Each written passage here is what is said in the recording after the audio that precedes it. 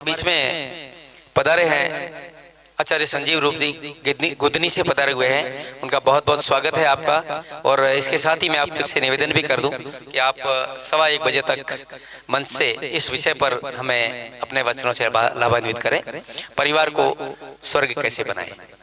और रूप में हमारे बीच पधारे हैं डॉक्टर अशोक कुमार जी, मुख्य संपादक आर्यवर्त केसरी अमरोहा और प्राचार्य के post graduate college Kasganj UP से। और हमारे बीच पधारे हैं भजन उपदेशक श्री दिनेश पथिक जी, आपका भी बहुत बहुत स्वागत है। आप यहाँ स्थान ग्रहण करें मंच के सामने। नाम प्यारे नाम, मुख्य नाम ओम का अपनी वाणी से गायन करें और इस पवित्र हुए वातावरण को और पवित्र बनाने में अपनी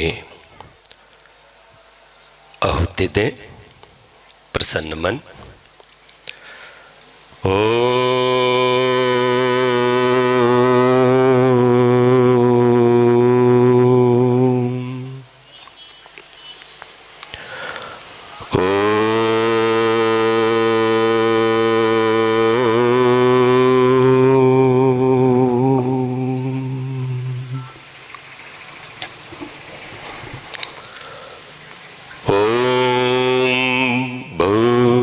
भुवस्वः तत्सवितुर्वरेण्यं भर्गो देवस्य धीमहि धियो यो नः प्रचोदयात्।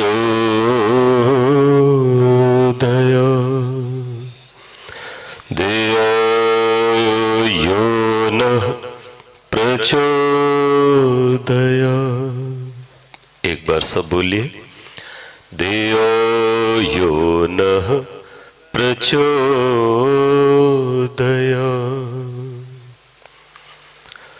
प्रार्थना की कुछ पंक्तियां हैं, मिलकर समर्पण करेंगे। प्राण प्रदाता संकट त्राता हे सुखदाता ओम ओम। प्राण प्रदाता संकट त्राता हे सुखदाता ओम ओम। सविता माता पिता वरेण्यं भगवन भ्राता ओम ओम। भगवन भ्राता ओम ओम। तेरा शुद्ध स्वरूप करें हम, तेरा शुद्ध स्वरूप करें हम, धारण धाता ओम ओम। धारण धाता ओम ओम। प्रज्ञा प्रेरित कर सुकर्म में विश्व विधाता ओम ओम। विश्व विधाता ओम ओम।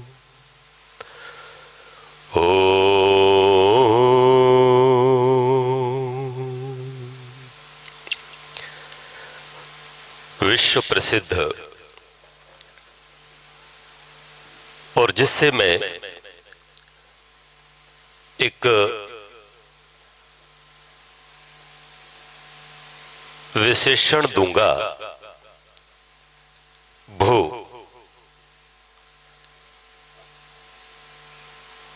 ऐसी आदर्श भारत भूमि पर स्थित इस गांधी धाम नगर में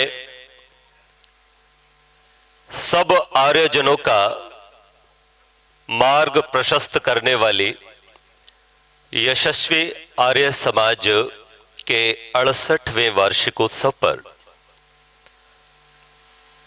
जो स्वनाम धन्य पूज्य वरेण्य आदरणीय गिरीश खोसला जी के 75वें जन्म दिवस को भी मनाने का गौरव प्राप्त कर रही है। समाज के सभी अधिकारियों को, कार्यकर्ताओं को मैं बहुत बहुत साधुवाद देता हूं और बहुत प्रणाम करता हूं। यहां उपस्थित सभी विद्युत वरेण्य, पूज्य आचार्य जी, आचार्य विश्रुत जी और समस्त विद्युत वरेण्य, आर्यावर्त केसरी के प्रधान संपादक डॉक्टर अशोक आर्य जी, मुनिजन, संन्यास्त वृंद, पूजा की योगी वंदनीय मातृशक्ति, धर्म के अभिलाषी सज्जनों, प्यारे बच्चों, परिवार टूट रहे हैं। एक जनरेशन गैप हम लोग देख रहे हैं।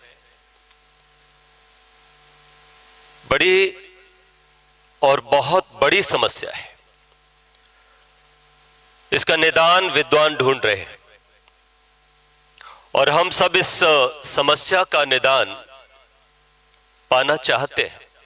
यदि सच में पाना चाहते हैं तो बहुत सारी बातें पूज्य आचार्य जी ने और उससे पूर्व आचार्य विश्रुत जी ने और दूसरे विद्वानों ने भी आपको बताई हैं और आप स्वयं में यहां बैठे हुए सब विद्वान हैं। आप सबको अच्छे और बुरे का अच्छे से ज्ञान रहता है।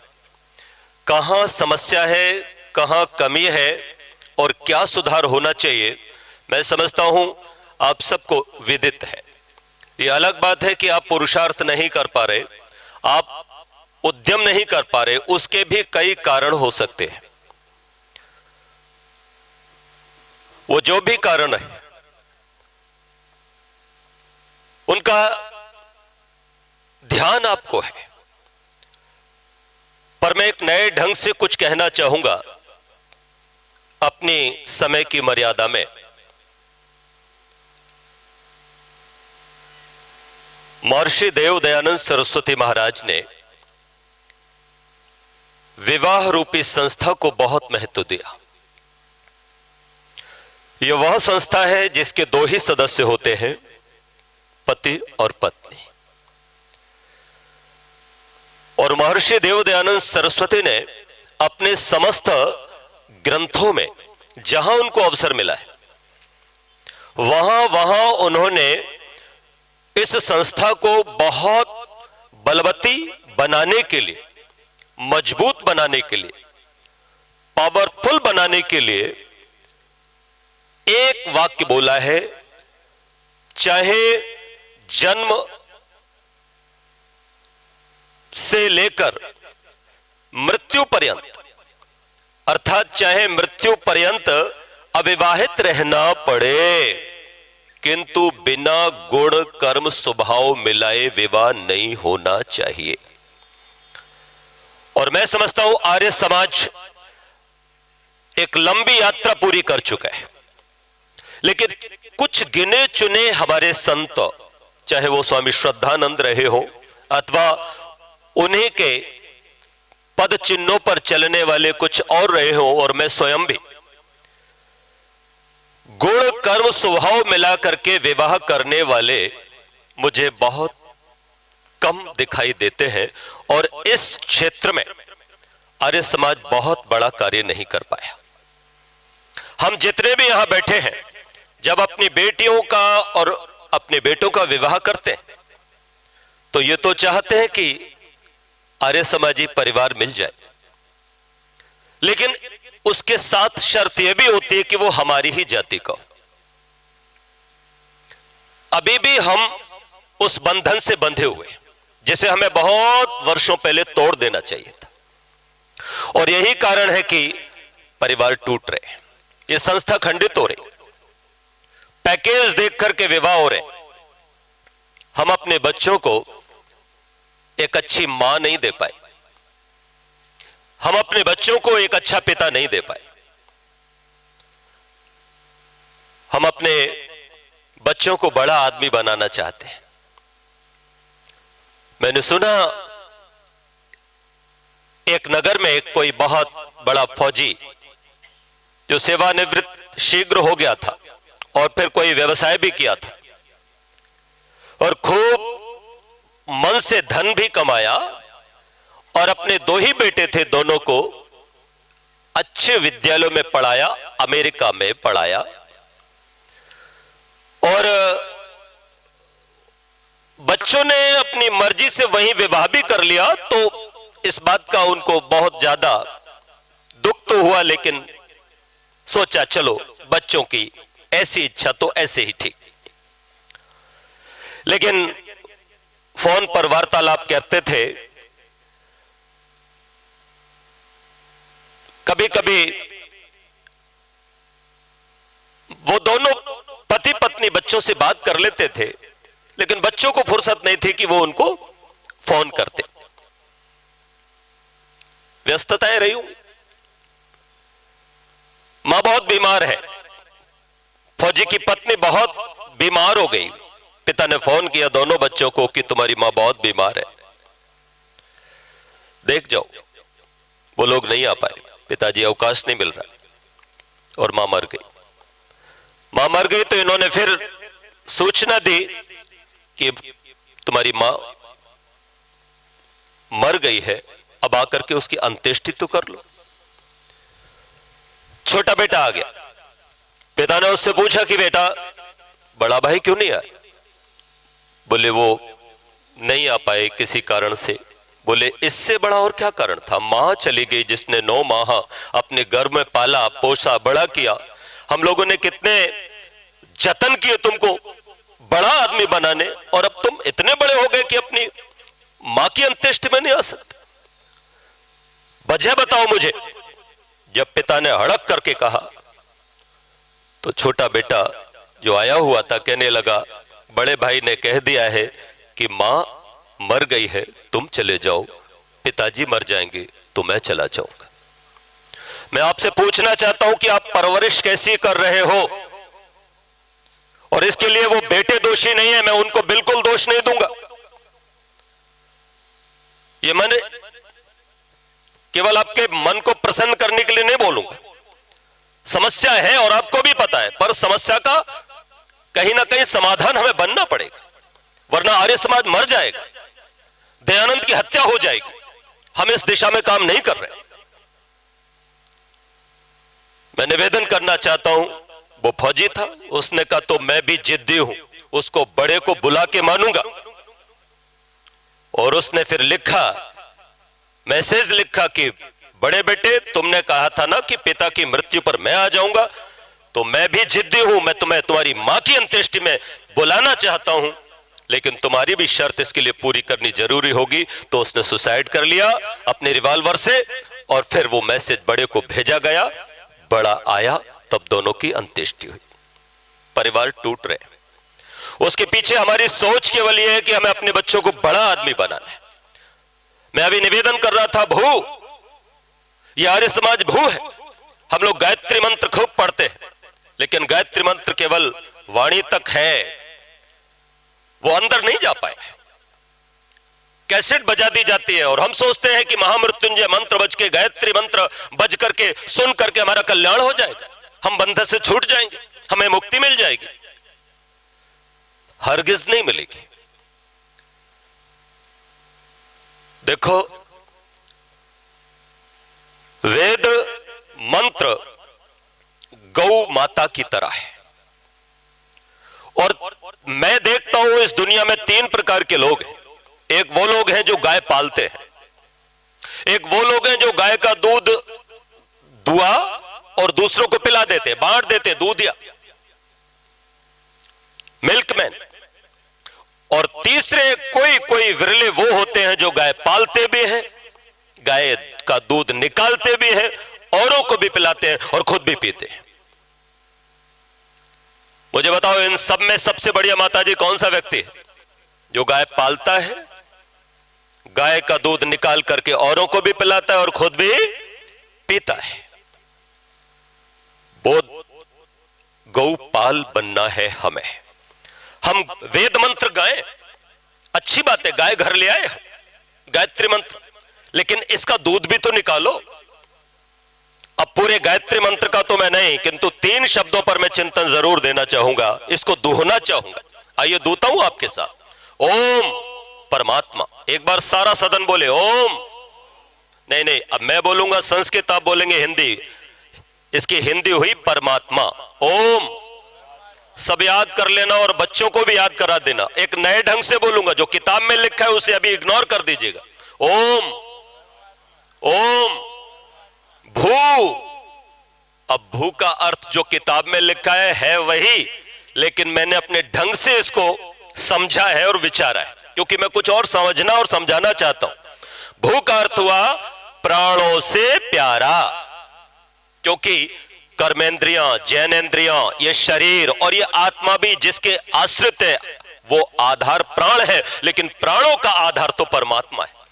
तो जो प्राणों को देने वाला है वो प्राणों से भी प्यारा है, इसलिए हम उसको बोलेंगे प्राणों से भी प्यारा।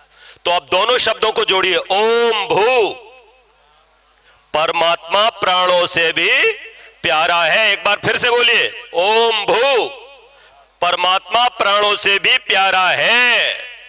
ये परमात्मा परक अर्थ कर रहा हूं, दूध दू रहा हूं साहब। आगे एक मेरे मन में सवाल नहीं उठा तो उठना चाहिए,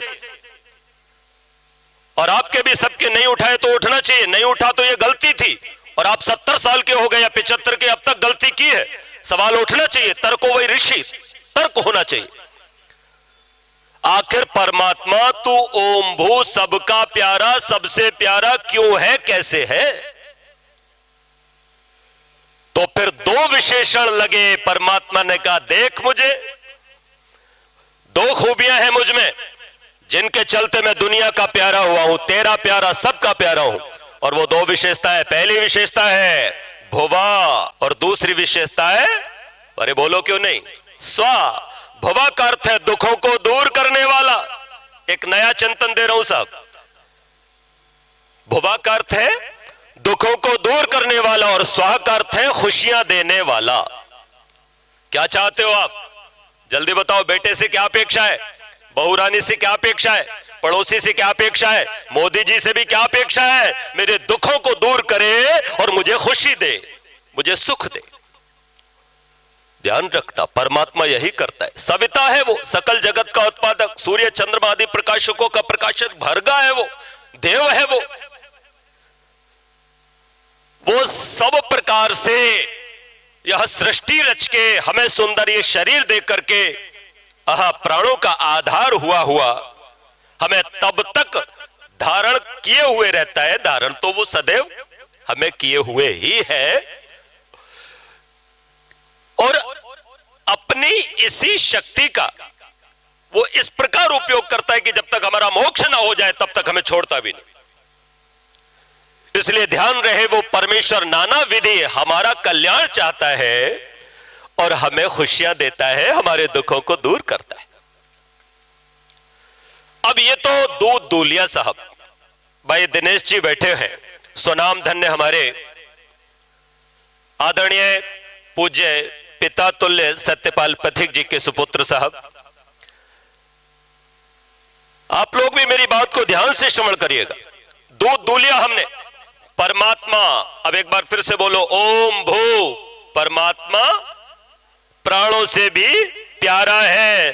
फिर 2 शब्द और, क्यों प्यारा है? भुवा, क्योंकि वो दुखों को दूर करने वाला है। स्वाहा, क्योंकि वो सबको खुशियां देने वाला है। बस ये अर्थ हो गया। परमात्मा तू प्राणों से भी प्यारा है, क्योंकि तू मेरे दुखों को दूर करने वाला और मुझे खुशियां देने वाला है। ये दूध दुआ है। अब इस दूध को दूसरों को ही पिलाते रहोगे क्या, या खुद भी पियोगे? अब खुद कैसे पियोगे? तो आत्मपरक अर्थ करना होगा। और वो क्या? ओम भू। अब अपने को देखो, एक क्रतु है, जीवात्मा का नाम क्रतु। जैसे परमात्मा का मुख्य नाम ओम, वैसे जीवात्मा का मुख्य नाम क्रतु। एक क्रतु, तू भी सबका प्यारा बन, क्योंकि तू सबका प्यारा बनेगा तभी परमात्मा का भी प्यारा होगा। और परमात्मा का प्यारा बन, क्योंकि परमात्मा का प्यारा होगा तभी तू सबका प्यारा होगा। तो सबका प्यारा बन, ओम भू। तो मैंने अर्थ लिया, दूध पिया, कि मैं भी सबका प्यारा बनूंगा। और सबका प्यारा बनने के लिए दो विशेषण जो परमात्मा में है वही मुझ में घटने हैं। मैं सबके दुखों को दूर करूंगा और सबको खुशियां दूंगा। ये दो विशेषताएं मेरे जीवन में आई तो समझना मैं आर्य हो गया और मैं एक पिता हो गया। ध्यान रखना, परिवार अगर स्वस्थ रखने हैं तो पिता को भू बनना होगा, मां को भी भू बनना होगा। और माता पिता जब भू होंगे तो निश्चित रूप से हमारे पुत्र पुत्रियां भी भू बनेंगे। और इस भू को बनने के लिए हमें वैसा ही सब सामान करना पड़ेगा जैसा परमात्मा करता है, क्योंकि ये इतना सरल नहीं है, इतना आसान नहीं है। भू बनना आसान नहीं है। इसके लिए जिसको पूज्य आचार्य जी कह रही थी, अष्टांग योग, जिसमें यम, सत्य, अहिंसा, अस्तेय, अपरिग्रह, ब्रह्मचर्य, शौच, संतोष, तप, स्वाध्याय, ईश्वर प्रधान आदि, इन सब धर्म के लक्षणों को विचारना हो, धारना हो। तो हम निरंतर, बहुत सरलतम है ये, बहुत सरल हम कर सकते हैं अगर हम आज से चाहे, अभी से चाहे, ओम भू खुद को देखेंगे। आज के बाद ये गायत्री मंत्र वाणी से नहीं बोलना, आज के बाद ये गायत्री मंत्र आचरण से बोलना है। एक व्यक्ति एक शहर में ऑटो रिक्शा चलाता है और वो कभी कभी सत्संग में चला जाता है। वहां कोई आर्य समाज रही है, उस आर्य समाज में वो जाकर के एक दिन वैसा ही कोई प्रवचन सुनाया कि सबकी सहायता करनी चाहिए, सबकी मदद करना चाहिए, सबको खुशियां देना चाहिए। ऐसा कुछ सुन के आ गया, जो मेरा है वो मेरा है, जो तेरा है वो तेरा है, ऐसी भावना सुन के आ गया। स्वाहा स्वाहा इदन्नमम की कुछ बातें सुन के आ गया। एक ही बार सुनी थी, बहुत सारे लोग कितने सालों से सुन रहे हैं, लेकिन इदन्नमम जीवन में नहीं आया। स्वाहा स्वाहा कितनी बार बोला है, पर स्वाहा जीवन में नहीं आया, क्योंकि दूध औरों को पिलाया, खुद नहीं पिया। पर वो रिक्शा वाला एक ही बार में सुन करके दूध पी गया। आचार्य जी को धन्यवाद जिन्होंने पिलाया, वो पी गया। दूध पिलाना भी चाहिए। अचानक एक शर्मा जी व्यक्ति, जिन्होंने एक छोटी सी नौकरी की थी और रिटायर हुए इसी साल, कुछ पैसा जमा बैंक में, 4-6 लाख रुपया, बेटी एक और एक बेटा, बेटा भी छोटा, बेटी की शादी तय हो गई और बेटी की ससुराल में 4 लाख रुपया जाने की बात तय हुई। उन्होंने कुछ सामान खरीदा, बैंक से पैसे निकाले और 4 लाख रुपया नकद एक बैग में रखा और सामान और रुपया लेकर अपने घर आ गए। बेटी के हाथों पर मेहंदी लगाई जा रही, गीत गाए जा रहे हैं, घर में खुशी का वातावरण है, इष्ट मित्र आए हैं, रिश्तेदार आए हैं, सब प्रसन्न है। इन्होंने ऑटो वाले को बोला मुझे मेरे घर छोड़ दो। वो ऑटो वाला इन्हें घर छोड़ गया। गलती से जो रुपए का बैग था वो पीछे गिर गया। पीछे गिरने का मतलब ऑटो में ही पीछे जगह होती है, उसमें गिर गया। सामान कुछ ज्यादा था, सामान सारा निकाला गया, घर में ले जाए गए। ऑटो वाले को पैसा 10 रुपया दिया और ऑटो वाला चला गया। और वो जब चला गया तो न तो उनके पास फोन था, ना उसका नंबर था, ना ऑटो वाले का ही नंबर देखा। जब 5-7 मिनट हो गए तो पत्नी ने कहा वो पैसे वाला बैग कहां है, ले आए क्या? नहीं। बोले पैसे तो ले आया, यही होगा, देखो। देखा तो पैसा था नहीं, बैग था नहीं। अब जैसे ही उनको ये ज्ञान हुआ कि मेरा पैसे वाला बैग तो ऑटो में रह गया, बहुत तेज चिल्लाए और कहा जाओ जल्दी से देखो, ऑटो वाले को पकड़ो, ऑटो में ही रह गया। अब लोग दौड़े, लेकिन ऑटो वाला तो पता नहीं कहां चला गया। इतने बड़े शहर में उसको कहां ढूंढा जाए, पहले का कोई परिचय नहीं था। लोग लौट आए, बोले ऑटो वाला नहीं मिला। इनको गस आया और चक्कर खा करके गिर पड़े। हाय मैं बर्बाद हो गया, मैं लुट गया, मैं मर गया। बेटी के हाथों पर मेहंदी लग रही है, दौड़ करके आई और पिताजी से लिपट गई। पत्नी अलग रोने लगी। डॉक्टर को बुलाया गया। डॉक्टर आया है और डॉक्टर आला लगा करके देख रहा है, ये बहुत सीरियस है, इनको कुछ भी हो सकता है। ये घटना इधर घट रही है और इधर ऑटो वाले की नजर 1 किलोमीटर दूर जाके उसने कहीं ऑटो रोका और पड़ी कि पीछे कुछ ऐसा लग रहा है, कोई बैग है। निकाल के देखा तो उसमें बहुत सारे नोट और एक कार्ड भी लिखा था, बेटी की शादी का कार्ड भी देखा। ओहो, तो ये उन्हीं शर्मा जी की बेटी की शादी के लिए निकाला गया कैश है, ये उन्हीं करेगा। अब मन में आया कि ये तो बड़ा अच्छा हो गया, मुझे इतना बड़ा बैग मिल गया। तभी दूध पिलाया हुआ था ना किसी आचार्य विद्वान का, इसीलिए सत्संग अवश्य करना चाहिए, अवश्य ही। तो भाई वो दूध अंदर से बोल पड़ा, ये तो पैसा शर्मा जी का लौटाना चाहिए, उनका है, देना चाहिए। बस तुरंत चल पड़ा और जब आला लगा रहे थे डॉक्टर साहब, तभी ये बंदा वहां पहुंचा और भीड़ चीरते हुए बोला, अरे भाई शर्मा जी, शर्मा जी, शर्मा जी। कोई उसको आगे नहीं बढ़ने दे रहा था, भीड़ इतनी थी, सब शर्मा जी को देखना चाह रहे थे जो पड़े हुए थे। कहा, अरे मैं बैग लेके आया हूं, ऑटो वाला हूं। अब तो एकदम से लोग हट गए और शर्मा जी के कानों में जो आवाज पड़ी तो मानो जैसे उनको ऐसी कोई इंजेक्शन लगा दिया गया। उठ करके खड़े हो गए, ले आया मेरा बैग, और जल्दी से खड़े हुए, पहले बैग देखा, पूरे नोट देखे, और मानो जैसे आज उन्हें पहली बार कहीं से जैसे किसी को अचानक से पैसा मिल जाए, लॉटरी लग जाए, उतनी खुशी होती है, उससे भी 1000 गुनी खुशी हुई। क्योंकि ये खुशी केवल नोटों की खुशी नहीं थी, उनकी बेटी की जिंदगी की जरूरत थी, उनके परिवार की खुशी थी, उनके पूरे रिश्तेदारों की खुशी थी। ओहो, ऑटो वाले को उन्होंने कहा, धन्यवाद तेरा, तूने आज मेरे परिवार को बचा लिया मरने से। एक 10,000 की गड्डी निकाली और लेकर के उस रिक्शे वाले को दी। तब रिक्शे वाले ने हाथ जोड़ दी और हाथ जोड़ करके कहा, शर्मा जी अगर लेनी होती तो मैं ये पूरा ही बैग लेकर के चला जाता। एक प्रार्थना मेरी अगर मान लो तो मैं आपका धन्यवाद करूंगा। बोले क्या? अब दूध पिया हुआ व्यक्ति बोल रहा है, एक छोटी सी प्रार्थना है, आपकी बेटी, वैसे मेरी भी तो बेटी हुई ना, ये मैंने आज सुबह से 225 रुपए कमाए, बस कन्यादान में मैं ये 225 रुपए देना चाहता हूं, इन रुपयों को तुम ले लो। और बस इतना कहना था कि सबकी आंखों में आंसू आ गए और शर्मा जी ने छाती से कितनी देर तक रिक्शे वाले को लगा के आंसू बहाए। मैं निवेदन करना चाहता हूं, रिक्शे वाले के तो मात्र 225 रुपए गए, 4 लाख रुपए तो शर्मा जी के ही थे, लेकिन इतना करने से ही ओम भू, बोलो ना, परमात्मा सबका प्यारा और अब रिक्शे वाला सबका प्यारा। हम सबके प्यारे नहीं बन पा रहे। रिश्वत लेने वाला सबका प्यारा नहीं हो सकता, झूठ बोलने वाला सबका प्यारा नहीं हो सकता, कम तोलने वाला सबका प्यारा नहीं हो सकता, और अपने बेटे को जो ऐसी कमाई करके ला करके पालता है, पढ़ाता है, वो भी अपने बेटे का भू नहीं हो सकता, प्यारा नहीं हो सकता, अपनी बेटी का प्यारा नहीं हो सकता। आप बड़ा आदमी बनाना चाहते हो, कैसा बड़ा आदमी बनाना चाहते हो? उसको इंजीनियर बड़ा आदमी होता है, डॉक्टर बड़ा आदमी होता है, विदेश में पढ़ने वाला कोई बड़ा आदमी होता है?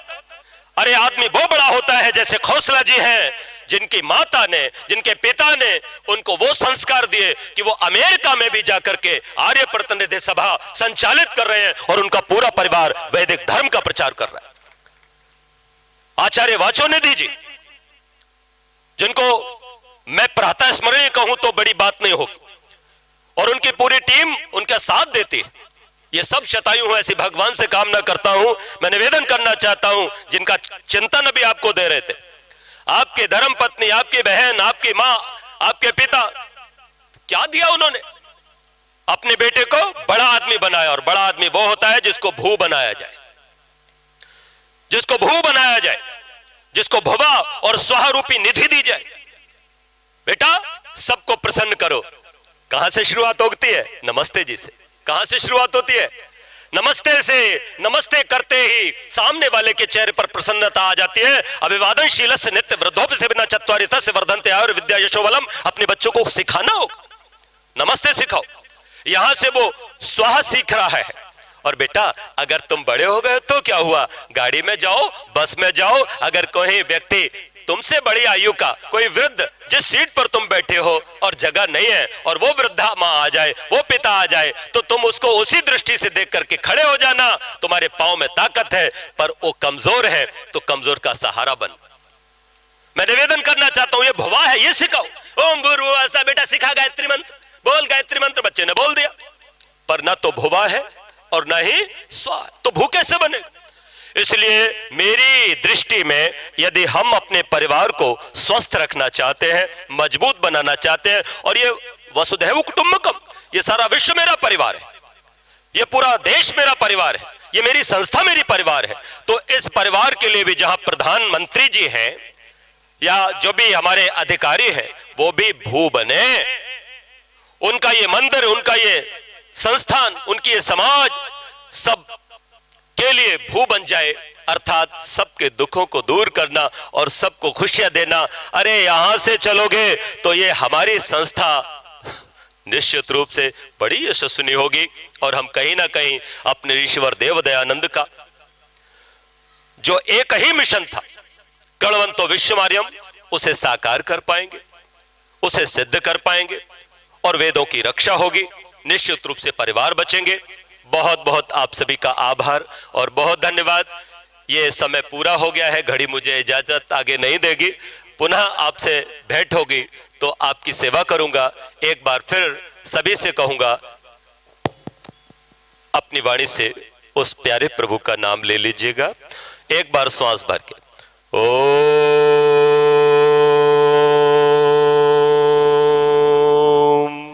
भूर्भुवः स्वः, ओम भूर्भुवः स्वः। सभी को सादर नमस्ते जी। 3 बजे तक यहाँ अपनी तैयारी करेंगे। जो साफे आदि बांधे जाएंगे शोभा यात्रा में। आर्यवीर दल हमारे साथ होगा, डीएवी का पूरा स्टाफ और बच्चे होंगे और हम सब आर्यजन होंगे। ये रथ जो है वैदिक संस्कृति रथ, रक्षा रथ, जिसका आज अभी उद्घाटन किया गया है, वो हमारे साथ होगा। और भी बहुत सारी झांकियां आदि के सहित ये शोभा यात्रा गांधीधाम नगर में निकलेगी। 3:30 बजे हम यहाँ से बसों में बैठ करके अन्य वाहनों के द्वारा गांधीधाम शहर के अंदर मामलतदार ऑफिस के पीछे मैदान है, वहां पर एकत्रित होंगे।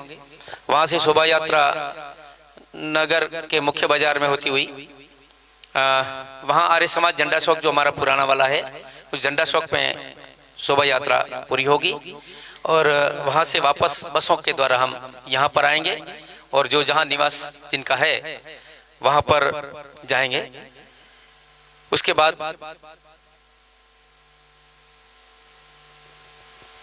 कि कल की कार्यक्रम की सूचना दे दूं मैं। कल प्रातःकाल यज्ञ के बाद 9:30 बजे यहाँ से सत्संग पूरी होकर यज्ञ आदि के निवृत्त होकर के राज्यपाल जी का कल का कार्यक्रम है, जैसा कि आप सभी को ज्ञात ही होगा। और राज्यपाल जी का कार्यक्रम भी यहाँ से 2-4 किलोमीटर दूर अंबाजी हॉल है, वहाँ पर अंबाजी मंदिर के पास बड़ा हॉल है, उस हॉल में ये कार्यक्रम रखा गया है। तो हम सब यहाँ से प्रस्थान करके 10:30 बजे वहाँ हॉल में पहुँचना है।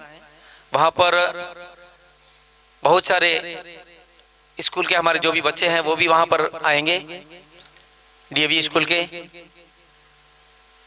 10:30 बजे वहाँ पे हॉल में हम सब लोग स्थान ग्रहण कर लेंगे। 12:30 बजे तक वहाँ हमारे आचार्य देवव्रत जी जो गुजरात के राज्यपाल श्री हैं, उनका सम्मान और हमारे आदरणीय दादाजी गिरीश खोसला जी का जो अमृत महोत्सव 75वां जन्म दिवस वहां पर मनाया जाएगा। 2 घंटे के उस कार्यक्रम के पश्चात भोजन हम यहाँ आकर के करेंगे वापस। वो बसों की वगैरह व्यवस्था वहां रहेगी। ये कल के कार्यक्रम की संक्षेप में सूचना है, विस्तृत सूचना फिर दे दी जाएगी। तो हम आप भोजन के लिए सब पधारेंगे और मैं आचार्य जी कहूंगी आज के कार्यक्रम का इस सत्र का शांति पाठ करवाएं। आप ही करें। दिन होता है तो जहां डिसिप्लिन होगा वहीं शांति होगी और सुख होगा। तो जीवन में मर्यादा का संदेश देता है यह मंत्र। आओ इसका पाठ करते हैं। ओम द्यौ शांतिरंतरिक्षम शांति पृथ्वी शांतिरापः शांतिरौषधयः शांति। सुधरेंगे तब सुधरेगा। बोलो ये जग कब बदलेगा? हम बदलेंगे तब बदलेगा। बोलो सत्य सनातन वैदिक धर्म की जय हो, वैदिक धर्म की जय हो, वैदिक धर्म की जय हो। वैदिक ध्वनि। ओ